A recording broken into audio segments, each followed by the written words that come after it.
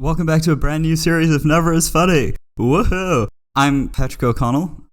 As always, that hasn't changed. Also, there's a fly buzzing around in this room right now. I'm hoping you guys can't hear it, but if you can, well, first guest star of the series. But speaking of guest stars, kicking off this series, we have career comedian Derek Mitchell. This is super exciting. He's currently doing a big stadium tour in the Netherlands. You know, he's on stage performing stand-up to a lot of people. That's really cool. And he's getting ready for Fringe. He's got stand-up. He's also got a dark, comedic, rich solo theater show called Goblin. And obviously we talk about both of those things in this.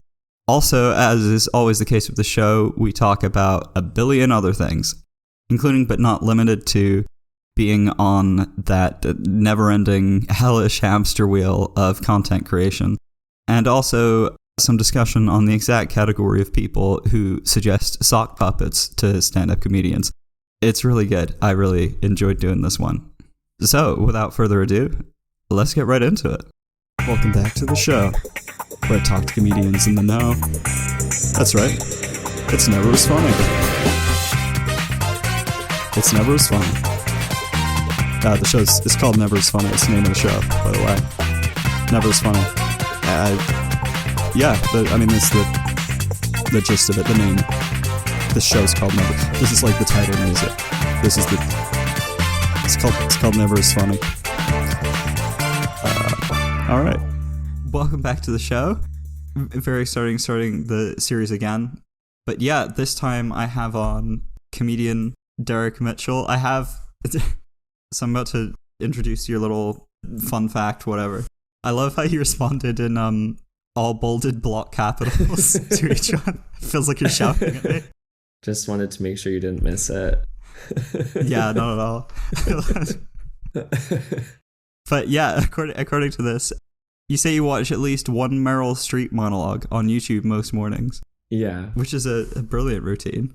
Thank you. Are there any favorites?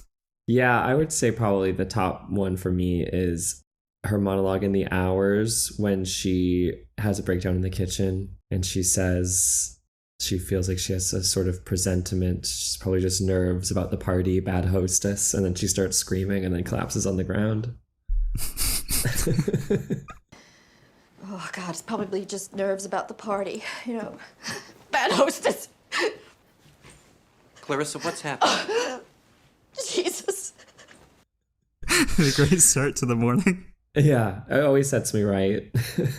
Yeah, it gives you the energy. I like that. I might see if I can play a clip at some point. But yeah, that's great. I mean, my general question is sort of the usual, like, what are you up to now? I mean, feel free to answer it however you like. But yeah, and I dug into you a bit and all over the place. I mean, one of the most exciting things I saw was that, and I found it as well, you were in an episode of the most recent series of Ted Lasso, I think. I was, which was a cool experience. That's awesome. Yeah. What sort of stuff are you up to at the minute? Preparing for Fringe things? Yeah, I'm preparing for the Fringe and I'm just doing tons of shows. I do a show, it feels like every day, which is a little bit of an exaggeration, but yeah, like this week I'm doing a show in Brussels every night. And then, I'm doing a lot of shows in the Netherlands and around the UK. So this is is it Double Dutch? Yes, that's the one I'm mainly doing right now, but I actually am 2 shows going at the minute. And then the other one, I'm not doing as many performances of, but that one's mostly in England. Is that Goblin? Goblin, yeah. Brilliant. Yeah, I found the Dutch things. So also your Instagram, you have a lot of really popular sketches on there. Lots of them to do with being Dutch. So are you Dutch American? I actually am now, but not by heritage really. I just moved there and then became a citizen. But my family is not Dutch. They don't have more than one passport. I just left America when I was kind of young. Yeah. What drew you to, I was going to say Dutchland, to the Netherlands? I mean, that is a common problem. It's the real crisis of branding because there are so many words linked to it. There's the Netherlands and Dutch and Holland and Amsterdam and the Low Countries and all of those, and Deutsch. which is German. Oh, right, yeah. So it's very complicated. But I went there because a Canadian woman told me that it was the most amazing place in the world. And she had experienced ego death because she had taken a hero's dose of psychedelics. Oh, wow. And I asked her why she didn't still live there. And it was because she was not very good at being an au pair. And so I went back to Chicago because I had gone to a school in Canada. Yeah. And I was really depressed. And then her words just stuck to me in my brain. And then I went to the Netherlands and I just like never returned. That's brilliant. Have you been doing, I assume you're doing comedy a while now, like performing in Brussels and things. Is that normal for you? No. I mean, I would say like in the last year, I'm now able to like tour doing a show and people will buy tickets to see that. For a long time, nobody would buy a ticket to see anything. Right. So it's new to be able to do it for real, which is great. Yeah, that is pretty incredible. I mean, performing in Brussels in the Netherlands, do the audiences feel particularly different in any way? Yeah. I mean, like my audiences are really, really diverse in terms of like their nationalities and where they're coming from, which is wonderful. And I love it. And that's a little bit about like what this show is about. And there's beautiful things that we share, but it is funny. It's a comedy show, but there's still this great connection that happens in those shows. But a lot of the audience is non-native English speaking. So like, right, there are certain jokes and kind of a type of wordplay that like, it's not that they don't think it's funny. It's just, it might not make sense. Oh, of course. Right. And then when I'm back in the UK, then I'm like, oh, I can like do a bit more of that. But many of the audience members are just born and bred English people. And then it's not as much of a moment of connection over being an immigrant. Right. Yeah. Yeah, that makes sense. Yeah. So you mentioned about kind of connection and things. Like, is this something you've been workshopping for a long time, or is it newer? It's newer. I mean, I started doing live comedy in about 2016 as part of like a sketch group that then became a duo because everybody else quit. And yes. All right. Is it horseplay? Yeah. Yeah. Wait, are you in London? Are you in the UK? I'm in the UK. I'm in Shrewsbury right now. I'm staying with a friend. Okay, nice. I live in a tiny village in rural Wales, which has, at the moment, has kind of stalled my ability to do any type of live comedy because it'd be for sheep. There's not enough people to live a stadium in my village. Yeah. So. Well, it's cool then. This is the perfect format, right? Absolutely, yeah. But my sketch partner, Kathy Manura, who's also like my best friend and like sister, we started doing comedy together.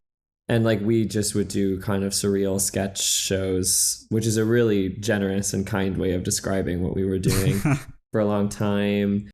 And then, yeah, I would do like solo things that were just like character monologues that were usually pretty alienating to the audience. And then honestly, only like in the last year did I decide to try and like just do something that could be loosely described as stand-up comedy. Oh, right. And I'm like loving it. I think, you know, the experience of years of doing all that stuff taught me how to be a performer and how to try and make people laugh. And then suddenly something's kind of clicked in the last year. And I just booked in a bunch of shows in February with my producer in the Netherlands. And then we just kind of hit the ground running. And they were work in progress shows. So I was like, I gave myself permission for them to suck. Yes, an important step. Yeah. I think, yeah, we kind of figured out what the show was. And I've just done a ton. Like, I mean, it's insane. I think since February, we've done close to 70 shows now. God, that is a lot. Yeah, it's a lot. In February, I was doing like 2 a night most days. I would do back-to-back shows. Right, wow. But I just like love it. Like it like literally is nothing on earth makes me happier. So it's a wonderful gift. Yeah, that's great. How did you find the transition between them? I mean, I've been in the world of comedy, probably a couple years now, tops. So I've done bits of both. Sketch comedy is what I've done the most. And I love stand-up. I'd love to do more, but I definitely find it much more intimidating than sketch just because it's a lot. It's just you on stage. You feel a little bit, at least when I'm not doing a persona or anything, so it's much more, I'm just here. I'm not doing a silly character so much. So you feel a bit more open. Totally. But yeah, how did you feel about that? I mean, I was like talking to a friend of mine recently who's so good and funny, and she's like she's still very strange. Like, she's weird. I think most stand-ups are really weird, but it's just like we create this distinction where if your persona has your name and is presenting as a version of yourself, then you're one thing. And if you're doing something goofy or alternative or character, you're another thing. And we have this like binary idea. I think actually, like any binary, it's fake. There's a huge spectrum in between. But she does stuff that is like, this is an observation I have, and now I'm going to tell you a joke about it. That's me. And like, she was saying to me, oh my God, like, my challenge for myself right now is like feeling safe and comfortable enough to be vulnerable to do like a big act out. So that's like, for people who don't know about comedy who are listening, that's when you perform a moment or a character thing or something that is like an add-on to the joke that you've just told. Yeah. So it's like, do you know airplane food? And then you tell a joke about airplane food, and then you're like, and now I'm in an airplane and I'm eating the airplane food and blah, it sucks. And you spit it everywhere. And then the audience thinks that's really funny. And like, I was saying to her, that's the easiest thing for me. Right. The hardest thing for me is the setup and the punchline at the beginning where I'm just myself.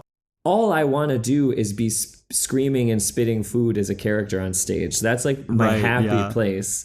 But I realized that if I can frame that with a slightly more traditional format that the audience is comfortable with, I can get away with a lot more screaming later. Yeah, definitely. Building up to it is a big part of it. Yeah. Especially with a longer, because again, I've done bits and pieces, mostly 5-minute sets at open mics, that type of thing. I mean, how long is your show? The one that I'm doing in Europe at the moment is like 90 minutes with an interval. Oh, wow, 90. Like, it's like 2 hours. So I do like 45 minutes and then like a half hour-ish. Yeah. But then the one that I do in the UK that I will take to Edinburgh is like a tight hour. Okay. So really like 53 to 54 minutes of material plus laughs. What's it like doing it for that long a period? And like cutting it down as well. Like, does it feel like somewhat of a relief doing that? Or do you prefer being more open with it? Like getting it really tight, you mean? Yeah. No, it's great. I mean, it's really exciting. And I'm working with like some fantastic people. My Dutch husband is helping like direct and hone Tim Tonison is his name. And we're working on the show here. And I'm working with John-Luke Roberts. Do you know John-Luke Roberts? He's a great English comedian. No, I was tempted to just say yes and roll. That's fine. No. He's really good. You should look up his stuff. He's a wonderful, surreal, kind of conceptual creator of shows and writer and comedian. He's brilliant. And he's directing my like Edinburgh hour. Oh, great. And I have a lot of other friends and people who help weigh in and give me their notes and thoughts and stuff. And I love that. Like, I love the process of getting rid of something because it sucks, even though I wish it was funny. There's nothing more liberating than being like, you know what? We're done with that. We found something better. There's something so fun about going to a new material night with just the most unenthusiastic, cold-hearted group of tourists in Camden Town, and then just reading from a notebook jokes that you've thought of, and 95% of them are so bad and nobody laughs. Then you find one thing and they chuckle at it, and you know, oh, this is a good one. I'm going to put this in my show. Yeah. It's brilliant. It's addictive. It's so it's chasing that high of the laughter. Yeah. What kinds of differences are there then? I mean, because half an hour is quite a lot of stuff to remove from it. Is it all one big chunk, or is it everything here and there? Well, I think there are certain things, like I was saying, there's certain material that just wouldn't play as the same way in the UK. I think contextually, I have some like material about like immigrants and expat identity, which is relevant to a lot of the audiences I have here, but a little bit less relevant, I think, in the UK, because the distinction of expat, it doesn't play as much a role in, I think, Anglophone society in the UK. Right, yeah. So there's certain bits that I love doing here that I just don't do there. And then there's also material about English people that I do there that I don't do in this as much in the show here, because there aren't actually as many English people living in continental Europe anymore. Right, yeah. So yeah, it's kind of sad. Yeah. I would argue that's the greatest consequence of it. Really. Yeah. the ability to do expat related stand up. Yeah. Yeah, exactly. I'm interested as well because you do a lot of online content, reels and TikToks and things. Is that something that you kind of do just to supplement what you do on stage? Like, how much of that is core to what you do? Well, I mean, we're in a generation now of people in comedy and performing arts and show business where like the main message you get from anybody who has a say in you having like a career or not, you need to be like online. You need to have a profile. You need to have a following, all of that. That is the message. And that has been the message I've been receiving for like years and years. So we all make reels and TikToks, and it's like incredibly time consuming. It's unpaid work. It's so intense. But like I was doing that for a long time and nothing was really like, translating into opportunities per se. And then I just like started making these videos that were this niche kind of thing. And then that kind of got legs on TikTok. And then, yeah, with time, it just became bigger and bigger. And then it was just, it has always been for me a means of having performance opportunities and other opportunities to do live comedy and to act. Those are the things that are the most important to me. But I'm very lucky that I've carved this thing out for me, because the truth is that content creation, like video sketch writing and performing and editing, is a completely different skill set than live comedy or acting. And to think that everybody should be able to do both equally well is like an unrealistic ask of broke performers who are like literally doing everything that they can to try and make this work. It's a very intense and cruel thing, I think. It is a lot of, I mean, working a full-time or in a part-time job and trying to do any kind of content creation on the side it's a lot, let alone trying to balance that as well with stage career and things like that. Do you feel like you've settled into a routine now of being able to balance everything with that? Or does it still occasionally get heavy, but like putting out content for Instagram and things? It's heavy. I mean, I've recently switched up a little bit my rhythm and frequency of posting, which has been very freeing, I think. Yeah, I shifted it up a little bit where I'm putting my energy into and stuff like that. But no, it's like a full-time job, and I haven't really, I mean, I guess I've monetized it in the sense that now that is the main engine that I use to sell tickets to my live shows, and I make money off of those. But I don't make money from content directly at the moment. Yeah. And so, yeah, it's like just nonstop, 7 days a week. And yeah, I mean, all the other stuff, I'm just always working. I work 7 days a week. Yeah. I never have a day off. And I don't think that's unusual. No, definitely not in this world, I think. It's because there's so much pressure on to like FOMO of like you can't fall behind ever. Yeah. You have to constantly keep pushing because everyone else around you is constantly pushing. And it, like, oh, if you don't do this day, there will be someone who is. It's a hellscape, really, of pressure. Yeah. It's not good for art, too. No. For sure. I mean, I know people who aren't going to the Edinburgh Fringe because they can't afford it. And they make wonderful, wonderful work. And the reason they can't afford it is, obviously a very complex question. Many of them probably could have done a job and just tortured themselves and never done anything but work and save their money, but then they wouldn't have had time to write their shows and make them as good as they are. Yeah. I mean, the kind of calculus that you have to do to figure out like, how can I make good art? How can I survive? And how can I actually do what I need to kind of self-fund so much of my work, which is basically now the reality for most performers anyway. Yes.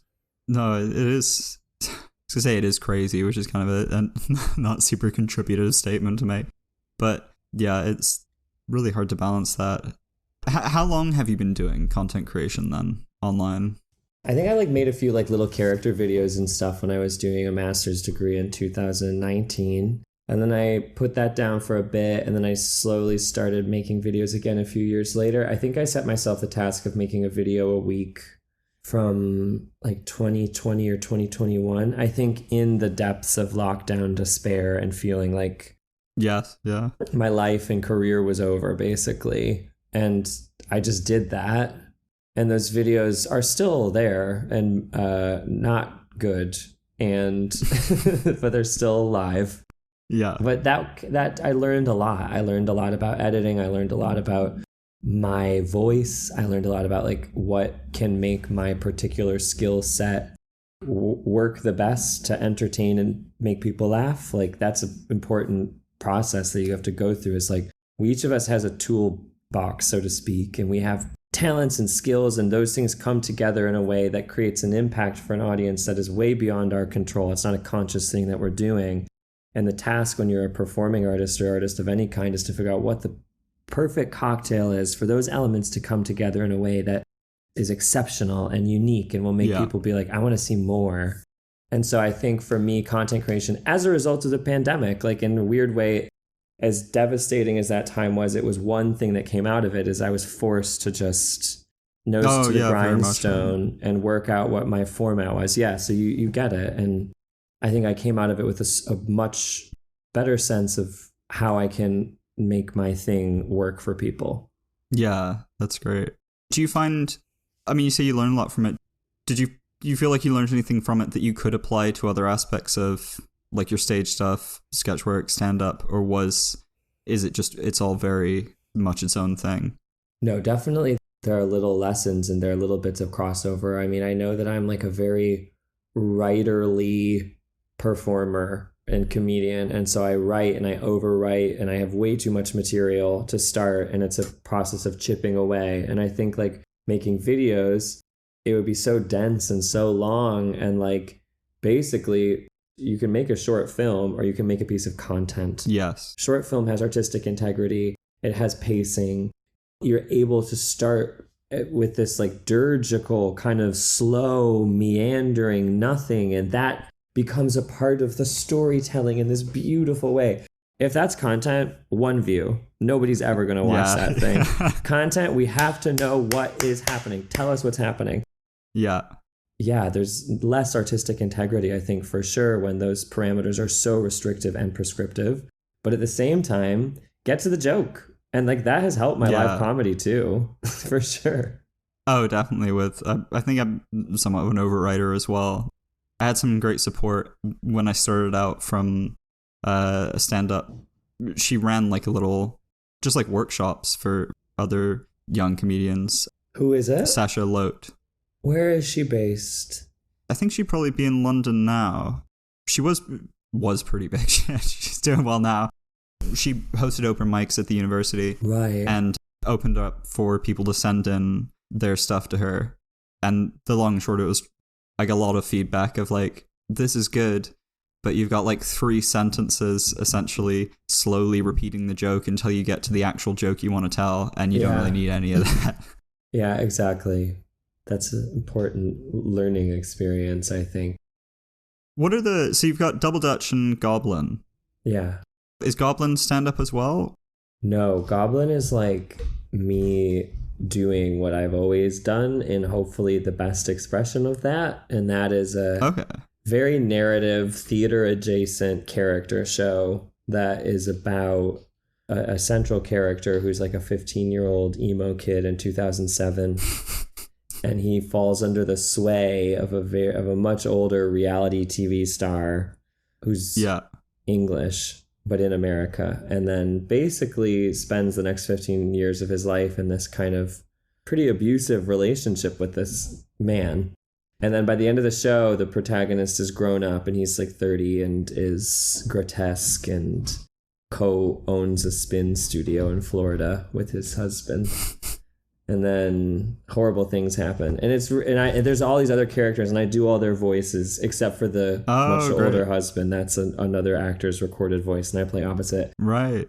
But it's like really sad. It's very, very sad and disturbing. But there's a consistent joke and gag density the whole way through, and that's a little bit, I think, what the show is like trying to do, with the audience is like laughing through this horrifying stuff. And I guess that's what the show is doing currently. That's fascinating. That's a very interesting balance of, I mean, what is that? You said it's something you've always done.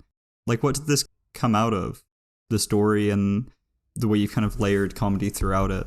Well, I think formally it grew from these shows that Kathy Manura, my sketch partner, and I would do, which were really like playlets. But they had a very sketch comedy kind of sensibility and style to them, in like how pacey they were, how stylized the character and outsized the characterization was, the world building was absurdist, very like absurdist in a way aimed at comedy. We were never like trying to be like, you know, Beckett or anything. Like it was make people laugh in a goofy way. That's what we wanted to do. But really densely overly complex, like plotting and all that kind of stuff. And then, yeah, just like honing that over time. I mean, I also just like am an actor. I also do serious dramatic theater stuff when people ask me to do that, and I enjoy it, and I want to do that more in the future. And so I think this show, like I've been working on it for like 2 years. I've been working on it way longer than Double Dutch. And like I originally, during lockdowns again, like when everything felt like it was falling apart, I really had like a kind of Forrest Gump phase where I would like wake up before sunrise and just like run out the front door and just keep running. And like I would just like circumnavigate Amsterdam.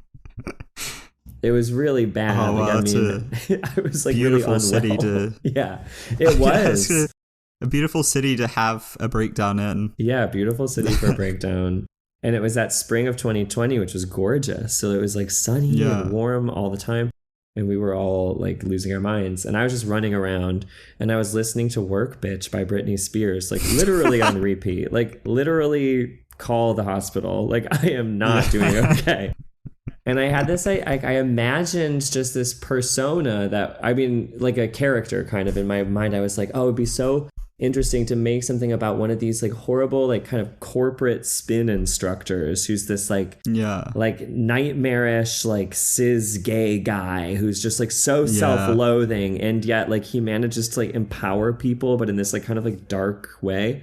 And I was obsessed with that. And then when the time came to be able to like do live comedy again, I was like, well, maybe I'll try and like make a show about that. And I like truly, I mean, to call them work in progress is like there was no work, there was no progress. I was just in it with those people in those rooms. And it was honestly a torture technique. Like I can't believe anybody even like willingly endured those 45-minute shows where I would just be kind of fucking around and testing things out. And I just found like I didn't find that space of a character like that like personally funny or interesting. It like I found it so hard to sustain anything funny because I just found him so annoying. Yeah. But then I was like, well, what if I figure out who this person is? What made them like this?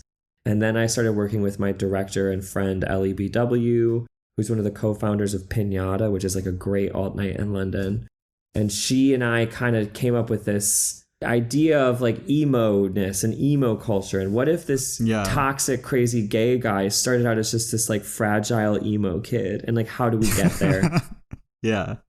And then from there, I just started piecing together the show. I like went away and locked myself up in like a basement Airbnb in Margate for like a long weekend in October and just like forced myself to write it. And ever since then, we've just been like honing it, and it was really bad for a long time. Yeah, I can imagine. I mean, like, it sounds like an intense thing to perform work in progress because, you know, just if it's just stand up and jokes, then if stuff doesn't land, it's okay, it wasn't that funny. But to be balancing this thing of quite a dark story and quite real character comedy, I mean, was it tricky to get that balance right of the seriousness and the humor, for lack of better words? Yeah, definitely. I mean, I think we had to like make clear choices around like, why are we making the audience laugh? What is the nature of that? When are the moments when we're not making them laugh on purpose? When are the moments that we need to sit with like the reality of what we're saying is happening, even though this world is heightened a little bit? Yeah, like all that stuff was complicated. I also did a performance of it in Leicester in February that was one of like the most like out of body, like just soul leaving my body, this is going so badly experiences of my entire life as a performer. But in a way that was kind of funny because like the people who came, I'm sure they were so lovely. I think they were Double Dutch people. They were there for that. Right. Right, yeah. they were deeply not there for this show. And I just looked out at them. I mean, the whole time, honestly, they're trapped there for an hour.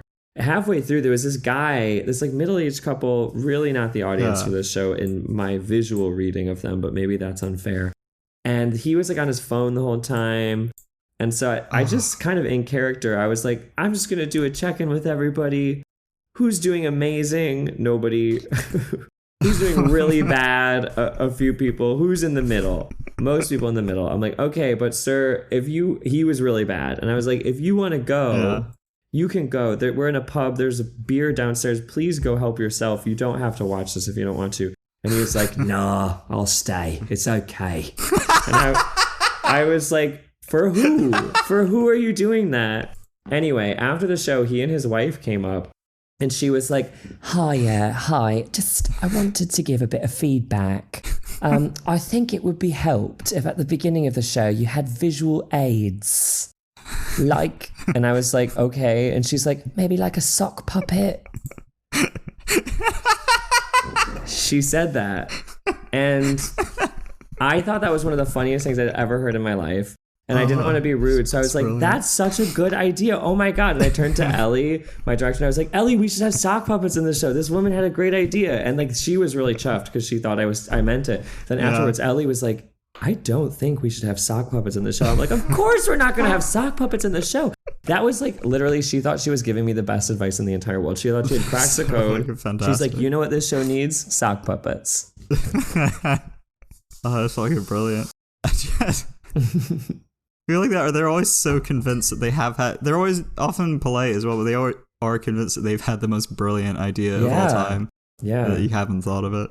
Yeah, that's fantastic. I wasn't expecting. I should have been as well because I have seen it. But one of the things I've been very impressed by scrolling through your reels was your ability to swap between the voices.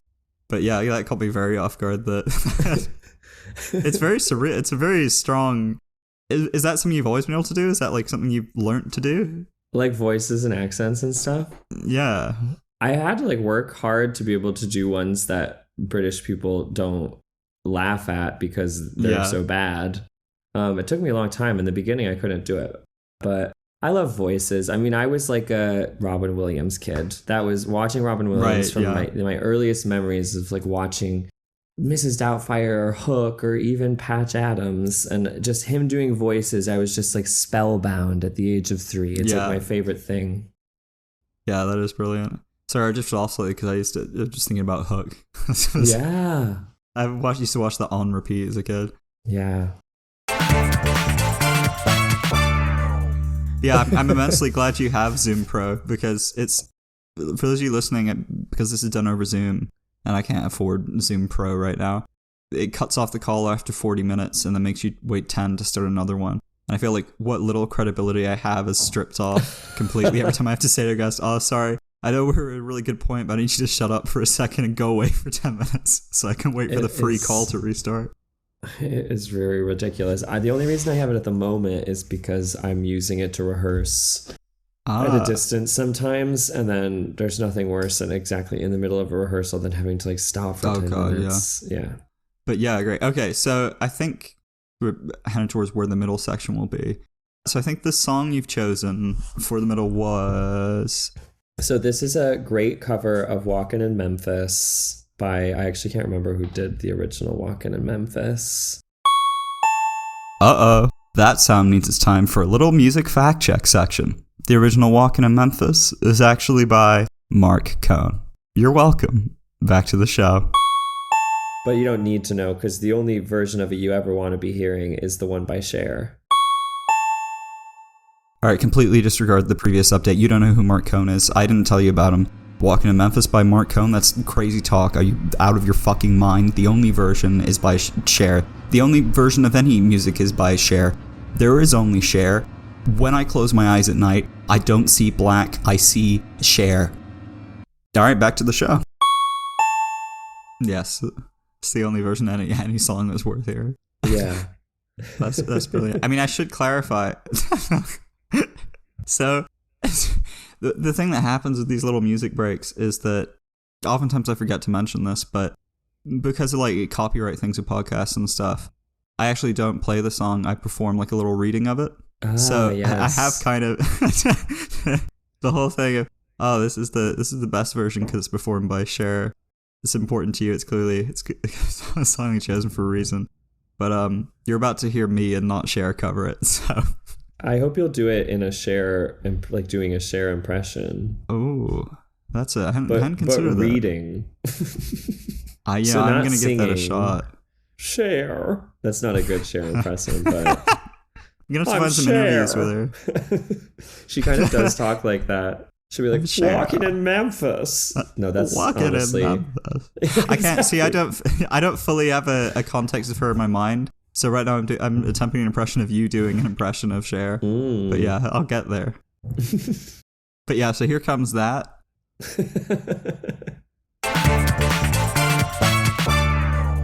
Hello, I'm Cher. I'm Cher, and welcome to the middle section of the show Never Is Funny. I would like to thank Patrick for having me on the show. I've always been a big fan. Very kind of him to help out the little guy being me. You might know me from my starring role in Mamma Mia 2. Do you believe in life after love? I didn't sing that in that film, but I'm going to read for you now one of my favorite songs, Walking in Memphis, which some people will tell you is a cover, but really, I wrote it. Put on my blue suede shoes, and I boarded the plane. Touched down in the land of the Delta Blues, in the middle of the pouring rain. W.C. Handy, won't you look down on me? Yeah, I got a first class ticket, but I'm as blue as a boy can be. And then I'm walking in Memphis, was walking with my feet 10 feet off Beale. Walking in Memphis, but do I really feel the way I feel? Saw the ghost of Elvis on Union Avenue, followed him up to the gates of Graceland. Then I, Cher, watched him walk right through. Now security, they did not see him. They just hovered around his tomb. But there's a pretty little thing waiting for the king down in the jungle room. That's me, Cher. When I was walking in Memphis, I was walking with my feet 10 off Beale. Sometimes I like to skip the chorus in these songs. They've got catfish on the table, they've got gospel in the air, and Reverend Green be glad to see you. When you haven't got a prayer, but boy, you got a prayer in Memphis. Now, Muriel plays piano every Friday down at the Hollywood, and they brought me down to see her, me, Cher, and they asked me, Cher, if I would do a little number. And I sang with all my might. She said, tell me, are you a Christian child? And I said, ma'am, I, Cher, am tonight walking in Memphis. Brackets, walking in Memphis was walking with, yeah, I'm going to skip the chorus again. Me, Cher, I like to do that. But I put on my blue suede shoes and I boarded the plane, touched down in the land of the Delta Blues, in the middle of the pouring rain. Thank you very much. I'm Cher. Alright, I've done that now. And we're back. So, we'll be a good point to hop back into. I mean, this is very random, and I'm not sure if this is something you were interested in talking about on here. But again, when I was doing research on you before the show, I came across you have like a website for copywriting and things. Ah, yes. I should take that down. I mean, would you like? Is that something you prefer to not talk about? No, I'm happy to talk about it. I'm an open book. The thing that stuck out to me the most was you had a portfolio of brands you'd done work for, I assume, and I saw you had Tony's Chocolonely on there. Yes. Which is I love that shit so much. Yeah. So, yeah, there's just something that stuck out to me. The most ethical chocolate out there.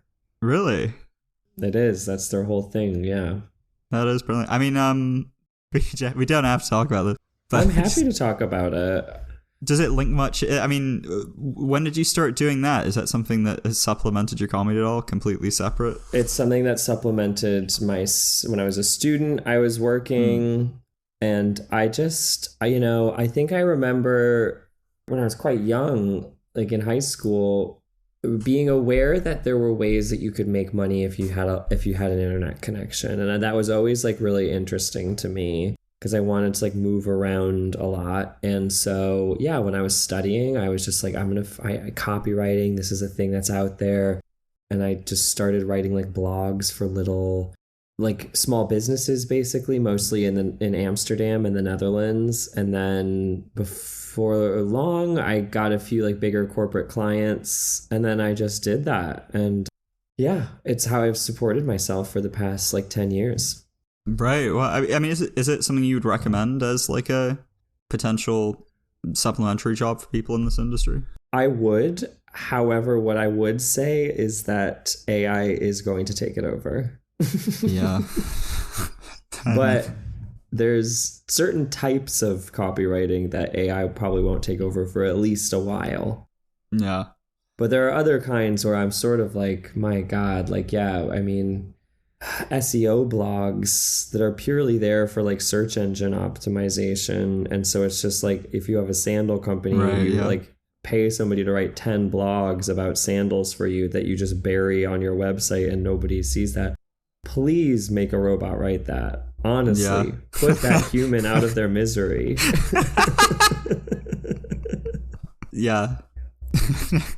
So I've seen this come up before as like seen people hiring for it being advertised for online. I don't fully know what copywriting is really. It's just you get asked to write stuff for businesses. Yeah, it's funny because it's a very like abstract concept, because like if I could boil it down, copy is basically any text that is constrained, I would say, within any kind of marketing or corporate discourse or apparatus, or like advertising discourse, I should say, I think. So it's like, honestly, we all engage with copy every single day, because social media is powered by advertising. So like organic socials, that's what in advertising marketing world they call Instagram posts with a caption that's for a brand. That caption was written by a copywriter. Right. Okay. Any text on a box of something that you purchased, that was written by a copywriter, or at least finalized and approved by a copywriter. Any professional website was written by, any text on that website was written by a copywriter. And a lot of different kinds of copywriters weigh into the different types of text on a website. Depending on how big a business's operation is, there could be whole teams of copywriters doing different things, like UX, which stands for user experience. So there's copywriters who determine like what the right text would be on like a customer journey on a website. So if you're clicking on this button, what that's leading to. And like most of this stuff is concerning increasingly what are called D2C brands. So that's direct to consumer stuff, where it's like a company that sells one thing and they sell it really well, and then millions of people on earth want to buy it because it's advertised to them on Instagram. It's all just like late stage capitalism stuff. Yeah. Unsung heroes of that, I guess. Yeah, I was aware of it. I didn't realize that so many things were categorized as that. But anyway, when I start my copywriting guest podcast, I'll definitely have you back for a deeper dive. I have so many opinions about it. I should start an account doing sketches about copywriting. That would be. I mean, that is as far as I'm aware, it is an unfilled niche. Yeah, there is copywriting TikTok that does exist. Is there? Yeah, the dream is like the most aspirational version of copywriting is that you do corporate copywriting, and so that big brands and companies will put you on retainer for like a month. Yeah. And that retainer is worth sometimes like tens of thousands of dollars. God damn. And you just have to be available to them for that month to write whatever they need you to write. And that's the thing that people who are like copywriting influencers talk about on copywriting TikTok. Copywriting influence.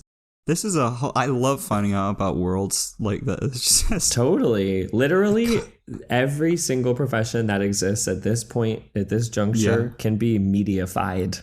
So like you are somebody who digs holes for putting porta potties out at a music festival. Listen, honey, if you know how to turn that into an engaging TikTok, suddenly you're going to need a publicist soon because you're a celebrity. That's fantastic. I'm going to just like look around for stuff in my house and see if I can find some content ideas. Yeah. Is that something you still do now with the comedy, or have you been able to? I do it still. I mean, I've been freelance since my whole adult life. Yeah. The last time I was on like a payroll of any kind was when I was a teenager, like working in food service industry and doing data entry jobs. But right, yeah. My whole adult life, because I moved to the Netherlands so young and by law I had to be a freelancer from the beginning, I've been freelance. So I'm very like accustomed to just constantly grinding and having constantly all these different income sources and projects going. And I kind of like thrive on that a little bit. Yeah, definitely. By law, when you move to Netherlands, by law, you have to be freelance. My visa originally was a specific type of visa that's very easy for American nationals to get in the Netherlands. But they don't give you full working rights. They give you freelance working rights because it's meant to stimulate kind of entrepreneurialism. So people go there to start businesses. Okay, I see. I'm feeling very enlightened by this. There's a lot of stuff I don't normally learn about in these podcasts. But yeah, I mean, in terms of doing comedy and you're at the stage now. It's a little pun of doing, being able to host big shows where you're coming on stage for 90 minutes in an interval. Are you getting to a point now where this can be a career? Yeah. Right. Yeah. I mean, that's kudos. Thank you. Yeah, it's insane. I can't believe it. How long has it taken you to hit this point? I mean, I guess there are like benchmarks all along the way where you could say that was a point when I really started. Like I would say I came to Amsterdam first when I was like 20 years old, and then I just was a bartender. But I knew I like wanted to pursue something in performing arts. And then I was a bartender at Boom Chicago, which is a great improv comedy theater in Amsterdam. Oh, right. Wow. And I made some of my best friends in the world working there, just like behind the bar. But also the cast were my friends, and they were great American improvisers. And being in that environment, I was like, well, I don't want to be a bartender. I actually want to be up there on stage doing what they're doing. But I know I need to go and either train or like do something to get good and be closer to like an industry. So then I decided to go study in the UK, but I did that with the aim of becoming a comedian and an actor. Right. And then I did that for 4 years, but then in my last year of my undergrad, I actually signed with an acting agent, and then I just started auditioning all the time and then was doing a lot of sketch comedy, but then COVID came. Honestly, like, I don't know. I've been doing it for like 5 years. Right. Honestly, fewer. Like my solo career really started in like 2021, 2022. I've been doing that for like 3 years, but. Okay. Yeah, that makes sense. Yeah. I mean, it's such a generic question to ask, but like, is it something you, like when you're talking about being in the bar on Instagram, watching people on stage, is that when it sparked that you were like, oh, I want to do this. This is something I'm interested in. Or did it go back further than that? Oh yeah. I always wanted to act. Like I always wanted that. Like I always had definitely like I did a lot of theater. Like I was doing like community theater with my grandma when I was like a kid. Right. And I was always like writing plays and dressing up and we had like a dress up box in our house, and I just was trying to do accents and speak like other people. I don't know. I always knew, like I always like yearned for that. Yeah.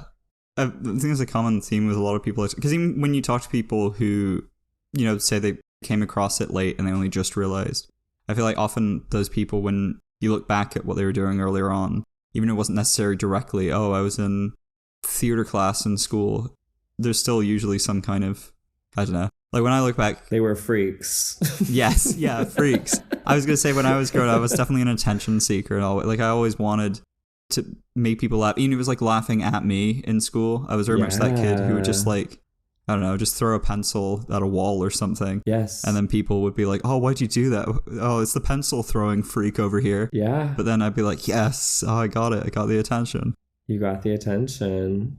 I also just remember like, I was like raised very religiously. At least I was raised in a very like a religious community, which in some ways like had beautiful and mostly beautiful aspects, to be honest with you. Like, Yeah. there was definitely a sense of like civic and moral duty.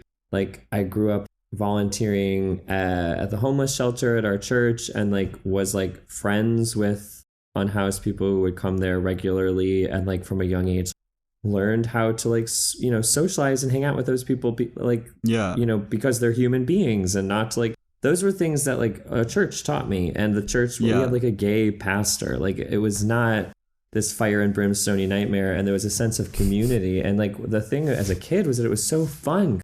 It was always like choir rehearsals, and we would just like hang out. Like, we were just always hanging out and playing games and imagining worlds and pretending. Like, that's my main memory of so much of that social time with people who were my really good friends, and their parents were my parents' friends, and it was nice. I remember sometimes just like making each other laugh so hard that we like wanted to pee. Like, it was just so funny, like just laughing so hard by being goofy on purpose. And I remember the feeling when like somebody would be like, shh, stop that. Like, don't be so ridiculous. Like, be serious. Just thinking like there was nothing worse than that. There was nothing worse in the world than being made to feel like you're being ridiculous and you should be ashamed of yourself for being so silly. Oh, yeah. And I have that to this day. Like, I genuinely do. Like, there's nothing that depresses me more than somebody who usually, because this is what you learn when you grow up, usually somebody who's like clinging to their perceived sense of structure and a kind of rigid, normality and all of those things, that's coming from a place of like insecurity and discomfort with the unknown and all that stuff. So of course you have to have empathy sometimes for those people, but still that impulse to be like, don't be so ridiculous, just be normal. Yeah. Now as an adult, I'm like, fuck you. I have nothing. I don't want anything to do with you. But as a kid, you think like, oh, maybe they're right. Maybe I'm like weird. Yeah, absolutely. I've wasted so much fucking time as a teenager going through a phase of giving into that. And it's what I want to do as a career now. So it's just wasted grind, really. Well, it is. And I think we're special for having like figured out, or I mean, honestly, maybe we didn't do it proactively, but we just didn't get it beaten out of us. Yeah. But I also know people who, for so many different reasons, and some of them very painful, like they sacrifice what I think was like and maybe this is me just projecting, but a deep and wonderful and rare like spark of creativity and like voice and like weirdness. And I remember that from when we were younger, and now sometimes if you see them, they don't have that anymore. And you just sometimes think like, oh, did you lose it? Yeah. Did you choose not to have it anymore? Because you used to be so fucking weird in the most wonderful, beautiful way. And now you're like so normal. And I guess, I don't know. Hard to know if you're projecting that on them or if it's something that you're feeling and detecting from them, Yeah, definitely. I have had the reverse experience as well, which can be nice, of like reconnecting with people who used to be much more, and they've clearly let themselves open up in the meantime. And it's like, oh my God, you're a freak beautiful. Just like me. That's great. Yeah, that's amazing. That happened a lot when I went to uni, I think, because it happens with a lot of people. They start to open up more. I mean, a lot of people in comedy, I would meet them and I would have this kind of intimidated, like, these seem like cool people. These seem like, I don't know, these seem like normal people. And then they get up on stage and do weird stuff. And it's like, oh, I see. That's who, I know what you are, which is great. Yeah, completely. It's so wonderful when you see somebody. I mean, I have good friends who I basically like just made be my friend. I just gave them no choice but to become my friend, because I saw them perform and like I just thought, there's something that you're doing that tickles me so deep in my soul. I like have to know you as a person. I have to. Yeah. And of course, sometimes you see that and then you meet them as a person and you're like, I don't need to know you anymore. Let's actually just leave it to your set, because actually you as a person are not doing it for me. But there are people that like when I then met them in real life, I was like, oh my God, you're also even more wonderful as a person to know. And then now they're like some of my best friends in the world. And that's how I met them, is by seeing them do something that just gave me like butterflies because it was so fucking weird and like dark and original. Yes. Yeah, definitely. I mean, so like Horseplay, you mentioned, is the duo you're in that was bigger and then people left. Yeah. Do you do much more group projects? Feel like a weird term to use, but is that something you still do frequently? Not at the moment, but that's just because of all the these shows I'm doing. But like, yeah, I mean, Kathy and I ran for a long time. It's just dormant at the moment. But we did this character comedy night called The Horsies, which was very conceptual. And when it was good, it was like really fun. When it was bad, it was like plotting and top heavy and like overly complicated. But we had this whole group of wonderful comedians that we would do it with. And then Right. it was really fun. We would do it at the Glory in East London, which isn't there anymore. But we'll do that again at some point. Like we have all these little projects. I have an idea for like a web series I want to make. I want to bring back like the web series. I was going to say, that is a brilliant throwback. I can't remember the last time I've followed a web series. Yeah. I think there's definitely a place for it.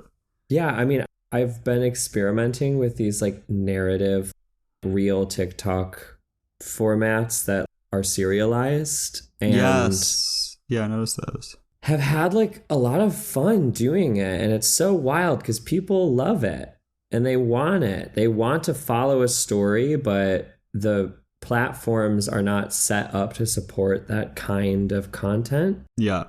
So unless you're obviously like a very established YouTube person, or you can somehow just make a project that's going to be so buzzy everybody clicks it and watches it, I think it's very hard to just like bring that type of content in front of people. But I don't think necessarily that it means that people don't have an appetite for it anymore. No, definitely not. I mean, I think as well within the constraints of it, you see people kind of do interesting things. I mean, talking about like the kind of linked narrative you're saying, your reels, one of the big Instagram comedians who would, in some ways feels like a derogatory term. I don't know if you'd want to be called an Instagram comedian, but I think it's called Slappable Jerk. I don't know if you've seen his stuff come up. I don't think I know that one, no. His whole thing is he plays a lot of hateable characters, but he started doing some like, he had one where it's like the 30-year-old boyfriend to a 19-year-old girl, and he just it kind of shows up, and then he does the voices of like her friends, and they're all kind of weirded out by this guy who's like a lame 30-year-old in a weird way. But then he started, every so often I'd see them come up, and I realized that he was like bringing this character back, and there were like little character arcs going on. Like I think his girlfriend starts to like, she like matures and like breaks up with him in one, and there were people in the comments going like, yeah, oh, I can't believe Caroline or whatever her name is, that like people were following it like a for this narrative, like which is great. Yeah, definitely. It's so exciting when that kind of thing happens, like people picking up on often probably like initially unintentional elements of whatever it is that you've made, and then you can take that and run with it, and then people like rally behind these like completely dumb things that then become meaningful to them. Yeah, it has made me think at times about like, what it would feel like to be writing. I think it's probably just generational and like human nature, but I feel a deep sense of nostalgia for like the multi-camera sitcom formats in front of a live studio audience of like the 80s and 90s and 2000s, where like you were writing theater and performing that, and then it was being distributed to millions and millions of people. So you could play with these like, recurring things, but you were writing for actors to perform for a live audience. Like, oh my God, like if only that were in vogue now. Like I can't imagine a better gig. And that kind of writing, that style is just so full of those Easter eggs, I feel like being able to do it for very short format, like online content stuff, it's a little taste of what it would be like to get to like play with your audience in that way, It definitely, I mean, that's what you're saying about the web series makes sense, because in some ways, I think there's a lot of links between those things. I think you could argue. I'm just trying to think if there is stuff I have seen recently. There definitely are comedians who have found success on there, because it, for a while in like early YouTube, I'm sure you remember, it was like that was the big thing. Yeah. But I have seen comebacks in some places, especially, I mean, like with most things, if with people who are already established, they're able to do it a lot easier. Exactly. But yeah, that's great. I mean, Are there any specific things you'd like to do with something like that? Yeah, I have this, well, I actually, so these serialized stories that I've been doing around different, like, families, and I play all the characters. I want to try and get somebody to make something like that, but if nobody else will, I'll just make it myself, and I'll put it on YouTube and see what happens. But I also want to do something kind of in the spirit of, what's it called? That famous, wonderful Search Party. Have you seen Search Party before? No, I haven't. It's not on anymore, but it was, I think the first, it's American series was like almost 10 years ago now, I think. And there's like 5 or 6 seasons of it. I think it was like on iPlayer recently. I think it was like distributed maybe in the UK for a moment.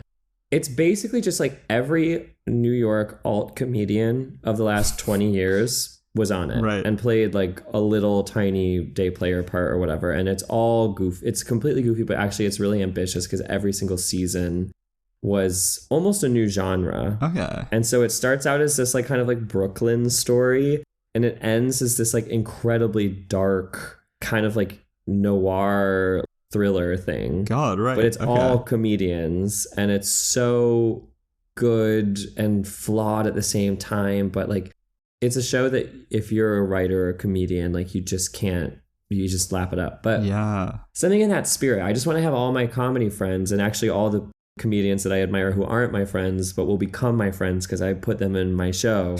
That's my ambition. I want to make something like that. Yeah, that's brilliant. I listen to a lot of different comedy podcasts as well, where they do that thing of just grabbing a different comedian from around every week to play a part. Like, I don't know, Beef and Dairy Network is one of the bigger ones. Wait, I'm sorry. I got a WhatsApp call. Can you say that again? It cut out. It's all good, don't worry.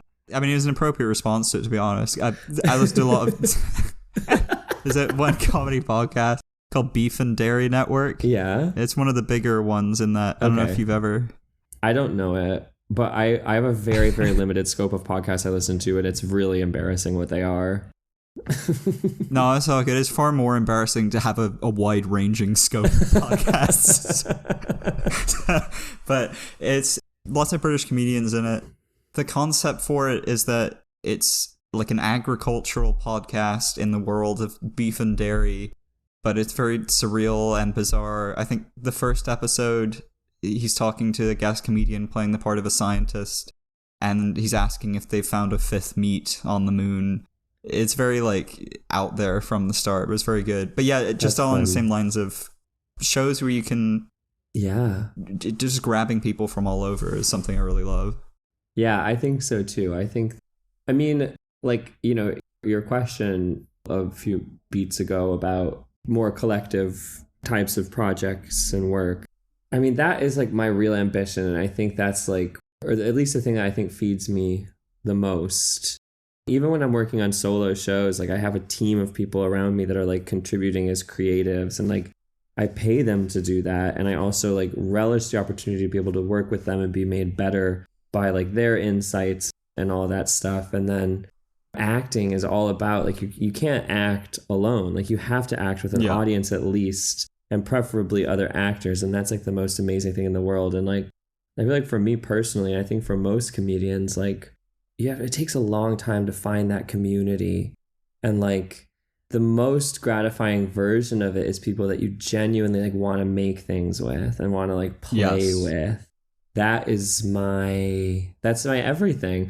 And I think it's another reason why sometimes when I like in comedy land, if I'll do like a gig or whatever where it just feels like everybody's like really being competitive with one another, or like nobody's having any fun, and there's this weird like gatekeepery energy or something. I'm just sort of like, ugh, like get me out of here. Like I don't even want to be doing this, because like there's no, what's the point? Like what's the point of that? Yeah. I just don't understand. I don't understand anything to be funny unless what it's about is like bringing people in, you know? Yes. That's what comedy has to be to me. Otherwise it just doesn't make me laugh. What's your experience of that been like? Because when you started talking about kind of cliquey feelings, immediately my brain started going, Fringe. Yeah. Because I've had both experiences. I've been once, and I had both experiences. I mean, obviously as well, to give people credit, everyone's very, very stressed. Pretty much everyone there is there because they want to build a career out of this. Yeah. But I had both experiences of, oh, wow, you're into this too? That's cool. Oh, we're both weird and we both like this, doing this. This is great. Let's hang out and make things.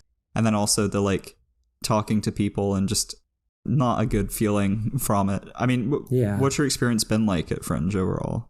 My experience at Fringe is the first 3 times I did it. I was a student and I just had to pay for my food and all of the beer that I drank and the tickets for shows, but everything else was paid for.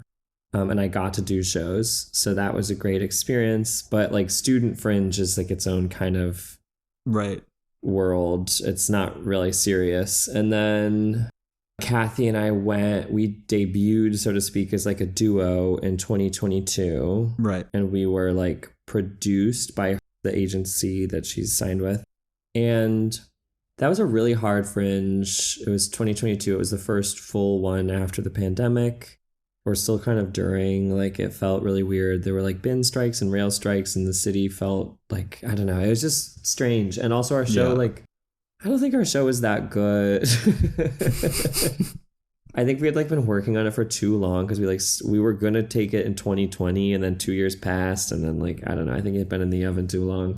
So there was like disappointment there, but it was still a positive experience. We still like learned a lot and got to do a lot of things. But I think at that time we also were not that much in the like London scene really. And you like have to be. Right. Yeah. Unfortunately. Or maybe like the Manchester scene. I think you just have to be like linked to people, or you're touring and you're gigging a lot, or you know everybody and you've been going for a long time. But to like go up not knowing anybody and have a show that will be successful, I mean, you might as well bank on like winning the lottery, I think. Right, yeah. This is a huge part of it. There are not very many accidents at the Edinburgh Fringe, even though the stories that come out of it are like, would you believe that I just showed up with a clown nose and a typewriter and I managed to write Fleabag 1 minute before my first performance. I mean, I was going to say, I think there are a lot of accidents. It's just the positive ones are the ones that are less likely. Yeah, yeah. But yeah, that's definitely true. I think you do kind of go there, especially as a student as well, with that hope that there's going to be a producer for the BBC sitting in the crowd, and they're going to see it, and they're going to say, you got something special, kid. I don't know why there's producers from California. But yeah, you kind of have to temper your expectations with that. Are you excited for it this time round? I'm really excited. Yeah, I can't wait. That's great. I'm so excited. Have you done because you're doing both Goblin and Double Dutch, right? Yeah. Have you done 2 separate shows simultaneously at Fringe before? No, I haven't. This will be the first time. Oh, wow. Yeah, so we'll see. It might be kind of an insane choice that I've made. I mean, possibly, but then all of this is all the time anyway. Yeah. And I know, what I do know is that I like love performing. I never get tired of it. I'm probably not going to drink alcohol except for the night of the 12th because the 13th is my one day off. Right. So if you need me on the night of the 12th, I will be probably naked on top of Arthur's seat in a blackout, running around screaming, maybe like waving some, tartan behind me. Yes. Other than that, no, I think I'm going to kind of be like really in the zone the whole time. Yeah, absolutely. Also, I've just realized, I mean, I might just swap them around, or I might not. I might just roll with it. But normally I do the plugs after the part where I'm like, now I'm going to play a little sample of your work. Oh, yeah. I can't remember if you sent me something or not. I didn't send anything. I'm sorry. That's all good. I can always slot it in. Is there something you have in mind that you'd like? So I have this new series of videos that I'm doing on Double Dutch that is an English divorcee who's moved to a Dutch village. Yes. And it's just me playing like a middle-aged, middle-class English woman. That one would be fun to do, I think. Brilliant. Okay. Well, I'll drop that now. And then chronologically, this happened earlier. No one will be the wiser. Perfect.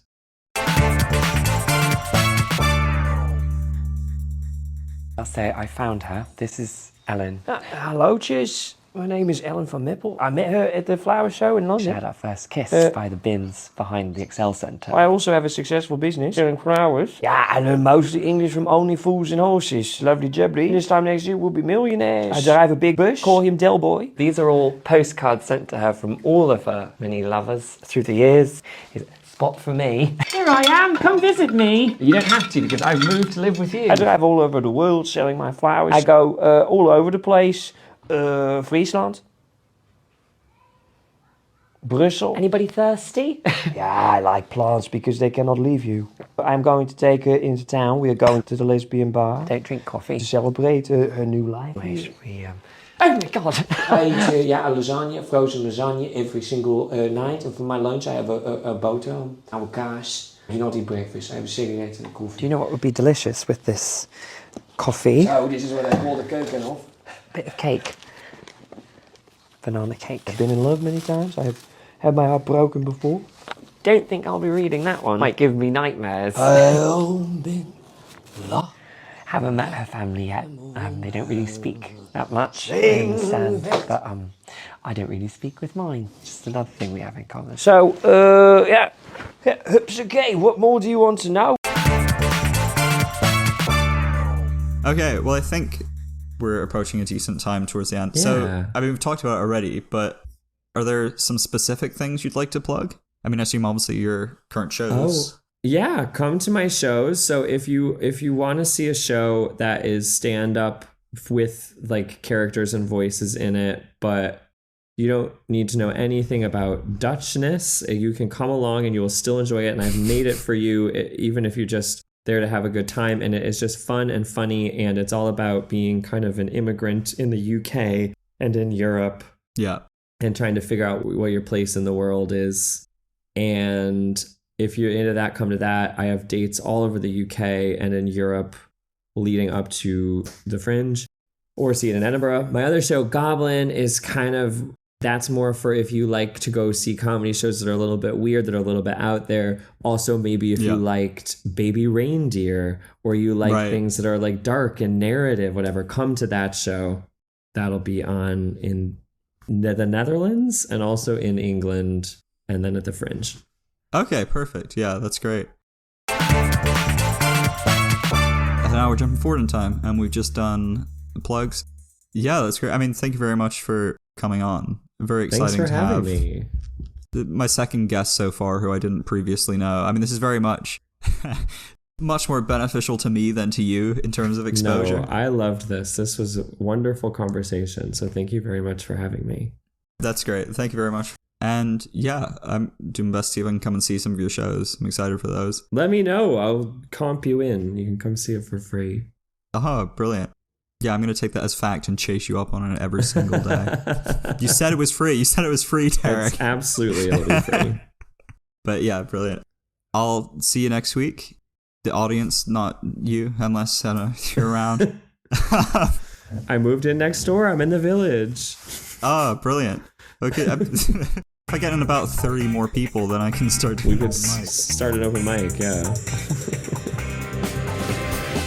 Thank you for listening to the show. I'm Cher. You can find the show on Instagram at Nibbles Funny, all one word, all lowercase. The music used for the intro and outro is There It Is by Kevin MacLeod, Incompetech.com. Our guest, or guest, not me, I'm Cher. Next week will be Boy Jr. I'm Cher.